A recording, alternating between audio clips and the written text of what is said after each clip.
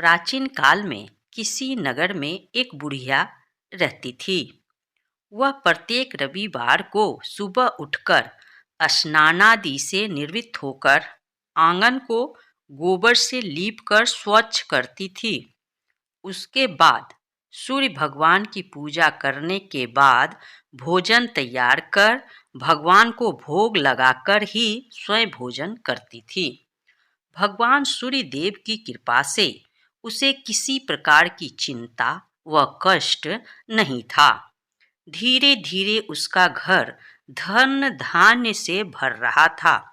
उस बुढ़िया को सुखी देख उसकी पड़ोसन उससे बुरी तरह जलने लगी।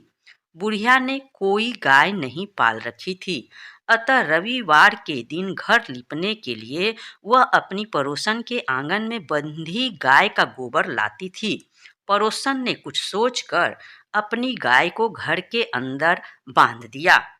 रविवार को गोबर ना मिलने से बुढ़िया अपना आंगन नहीं लीप सकी। आंगन ना लीप पाने के कारण उस बुढ़िया ने सूर्य भगवान को भोग नहीं लगाया और उस दिन स्वयं भी भोजन नहीं किया। सूर्य अस्त होने पर बुढ़िया भूखी प्यासी सो गई। इस प्रकार उसने निराहार व्रत किया। रात्रि में सूर्य भगवान ने उसे स्वप्न में दर्शन दिए और व्रत न करने तथा उन्हें भोग न लगाने का कारण पूछा। बुढ़िया ने बहुत ही करुण स्वर में पड़ोसन के द्वारा घर के अंदर गाय बांधने और गोबर न मिल पाने की बात कही।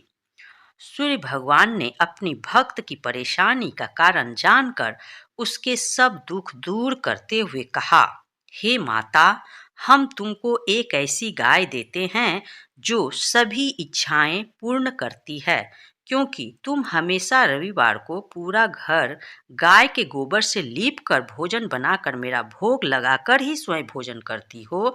इससे मैं बहुत प्रसन्न हूँ।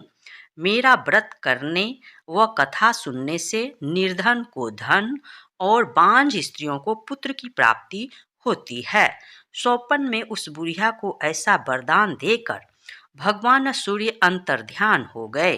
प्रातः काल सूर्योदय से पूर्व उस बुढ़िया की आंख खुली तो वह अपने घर के आंगन में सुंदर गाय और बछड़े को देखकर हैरान हो गई। गाय को आंगन में बांधकर उसने जल्दी से उसे चारा लाकर खिलाया।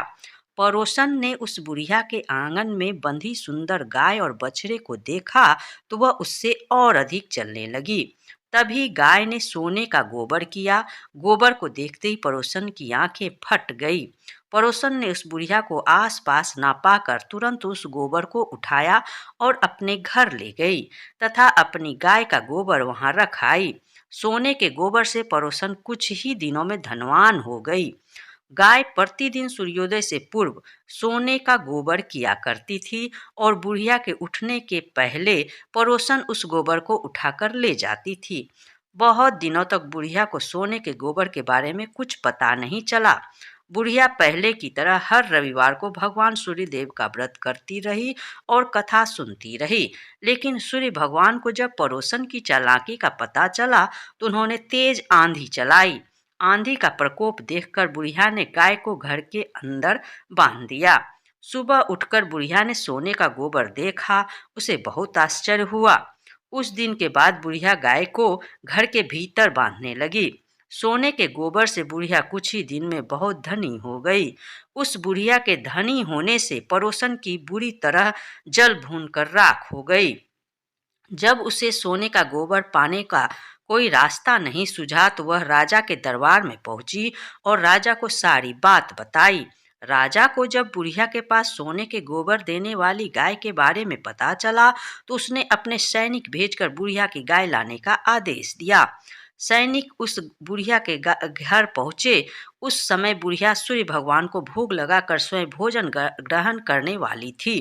राजा के सैनिकों ने गाय खोला और अपने साथ महल की ओर चले गए।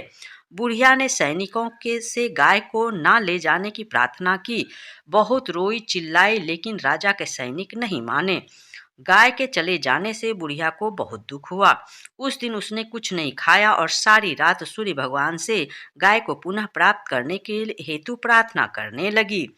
दूसरी ओर राजा गाय को देखकर राजा बहुत खुश हुआ, लेकिन अगले दिन सुबह जैसे ही वह उठा, सारा महल गोबर से भरा हुआ देखकर घबरा गया। उसी रात भगवान सूर्य उसके सपने में आए और बोले, हे राजन, यह गाय वृद्धा को लौटाने में ही तुम्हारी भलाई है। रविवार के व्रत से प्रसन्न होकर ही उसे यह गाय मैंने दी है। सुबह होते ही राजा ने वृद्धा को महल में बुलाकर बहुत से धन के साथ मान सम्मान सहित गाय को लौटा दी और क्षमा मांगी। उसके बाद राजा ने पड़ोसन को दंड दिया। इतना करने के बाद राजा के महल में गंदगी दूर हो गई। उसी दिन राज्य में घोषणा कराई कि सभी स्त्री पुरुष रविवार का व्रत किया करें। रविवार का व्रत करने से सभी लोगों के घर धन धान से भर गए। चारों ओर खुशहाली छा गई। सभी लोगों के शरीर के कष्ट दूर हो गए। जय हो रविवार भगवान की जय।